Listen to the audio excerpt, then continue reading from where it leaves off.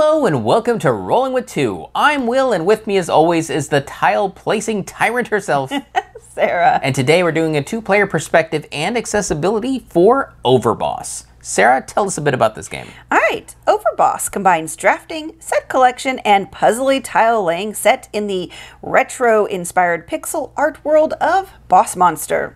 Each turn, players draft and place terrain tiles and monster tokens on their personal board. Their goal to craft the map with the greatest power and become the ultimate Overboss. All right, Will, how does this game change for two players? There are no changes for a two-player game. In fact, there is no bot. But you can have a mid-boss nanobot. Okay. Yeah, you want a little mid-boss thingies? Mini-bosses. Mini-boss. Mini-bosses. Yes, you can have a nana mini-boss. Sure. All right, so issues at a two-player count. There's too many tiles. Yeah, I wish there was two-player setup. Yeah, it's because weird. There are, I believe, it's something like 68 map tiles. Because you have 8 dungeon and 60 of the other 12 count of 5 different types is 68. Is it? Yes. That's right, because you have 12 tiles. 5 different of those, and that makes 60, right. Plus the 8 dungeon makes 68. So the problem with not taking some of those out for a two-player is that it's just highly unpredictable as to what terrain is going to come out. And so you just may not be able to get any synergy going. Yeah, there is a short game and a long game, and the maps that you have to work with are either going to accommodate 12 tiles or 16 tiles. Right. So as you can see, for a two-player, that's either 24 tiles or 32 tiles, which means there's over half of the tiles you're just never going to see or use. Right. And the same goes for the tokens. There's fewer of each of the tokens that match the terrain, but there's still a lot. And so like the portals and the mini bosses, there's even fewer of those in the terrain tiles, so they may never come out, or you'll never get the right monsters with the terrain you want. I mean, granted, I expect there's going to be, variety, but it's just significant at a two-player count since you do not modify how many tiles you're using. And the thing is, a lot of tile games we've played do modify what you use for a two-player count. Yeah. And the real reason why it becomes a problem is if you choose to play with the Overboss cards, there's a lot of scoring metrics on them that says, hey, do this thing. And you're like, oh, great, that sounds awesome. I can't. Yeah, that never comes up. Or it comes up and it's on the opponent's turn and they take it. Yeah. And so you're like, welp. I mean, there's just been so many times where, so your boss card will have a reveal ability and then end game scoring. There's been times I've never used the reveal ability, and I think there was at least one time I couldn't score for the scoring opportunity. Yeah, because the variability is skewed so much that it can actually just make certain boss cards not playable at all. Yeah. So that's not good. Yeah. But what it does well at a two-player count, it plays quickly. Yep. Because drafting just goes really fast, and you only got two players. Yes. All right, accessibility. So some of the challenges are those little monster tiles are tiny. So the icons on there are even smaller. So it's just sometimes at a distance, it can be hard to identify. Like they try to do a color scheme. So like if you've got the volcano, then the monster tiles are this orangey red, but elemental. But if you've got colorblind issues, that's not going to be good. Plus the art is so small that you can't necessarily recognize the art from a distance either.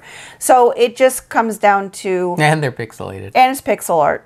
So it just comes down to sometimes the usability is a little difficult and you'll just have to pick up stuff to be able to identify it.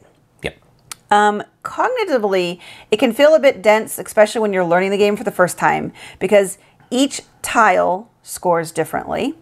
The monsters on top then also score differently. And sometimes when you place a tile, it'll have an ability. Right. So you have to remember which ones have an ability when you play it, and which ones don't. And then also keeping in mind that you are taking a monster token with it. So placing that may be a bit confusing in trying to keep it straight by how the tile scores versus how that token scores. Yes. Oh, right. So some mobility challenges only in that because you use so many tiles and you have to randomize them at the beginning of the game, setup can just take a lot. And that might get tiring for somebody with mobility issues with their hands of, sorting, not sorting. Well, you have to sort at the end of the game. Yeah. Shuffling them all together and then also at the end of the game, sorting them all back out. I also had a problem that the iconography was not intuitive to me, and I couldn't really tell you exactly why. It's just some of the symbols didn't mean anything to me, maybe because I guess as gamers we rely on a lot of consistency between games for things to be somewhat similar for meaning. And this one didn't quite do that with anything. But the good news is it has good reference material. So in the rules, and there's a setup guide plus a rules reference sheet that you can have separate. Right. So what else it does right? All the iconography is unique, as much as I really can't tell it apart or tell it what it means. I can't read it, Yes. but I can tell you it's all unique. You know it's from the early Pixelate series era. Yes.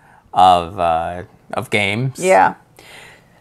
Lastly, the thing it does well, it is mostly open information. The only thing you're supposed to keep secret is your boss card. And because it has that special reveal. Right. But once you power. reveal it, then it's open information. Yeah. So it still comes down to if there's anything you're not understanding, can't see, whatever, most of it you can get help with from someone else at the table. Yeah, and when it comes to the abilities on the boss cards, they don't rely heavily on icons. It's all written out. Yeah.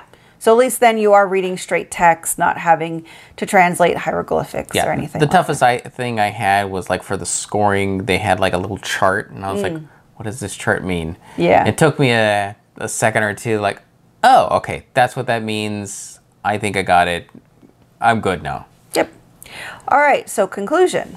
So for 2 players. I think some people will enjoy it. I mean, we enjoy it.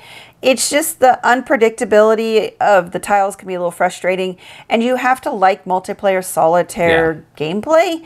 There's a few things you can play with that have negative player interaction, but for the most part, it's still not a lot even when you play with them, especially if you don't play with those. Yeah, we didn't bring up the conquest cards, which are face up, and basically it's whenever you match this shape with the same terrain type, you can trigger one of those cards and do that card's ability. And those cards allow you to mess with other players, but a lot of times you'll look at it and go, well, that gives me an opportunity to fix my map. Yeah. So, like, the player interaction is kind of there, but it's more of a multiplayer solitaire game. It's game. very muted. It's very muted. Yes. So for accessibility. It's going to be mostly yes. There, like I said, some mobility challenges with shuffling the tiles, and some small icons might challenge some vision. But thankfully, most of it's open information. Yeah, I'd say the accessibility is on the minor side. Yes. I can definitely play this game a lot better than I can most tile placing scoring games. I think Cascadia just threw me for a loop. This is much more contained. Right, well, because it uses square tiles instead of hex, and a lot of tile laying games are either hexes or now a lot of polyominoes where it's really crazy shapes, which can be very visually inaccessible. Right. But square, you only usually have 4 ways to go. Yes. So it's, and it's got a contained board, either a 3x4 grid or a 4x4 grid. Yes. So, yep, very good there. All right. And Sarah, in this pixelated world, what have you declared because you are the overboss? What do I declare? I don't know. What did you declare? I declared that pixels shall be the main currency. How is a pixel a currency? I have declared it. You shan't ask questions. Okay. And why would you ever roll with just one when you can be rolling with 2? And remember, if you have any questions, comments, or concerns, you can reach out to us on the various social media platforms at Rolling with 2 That's TWO. We are on Twitter, Facebook, and Instagram. And on YouTube, please like and subscribe.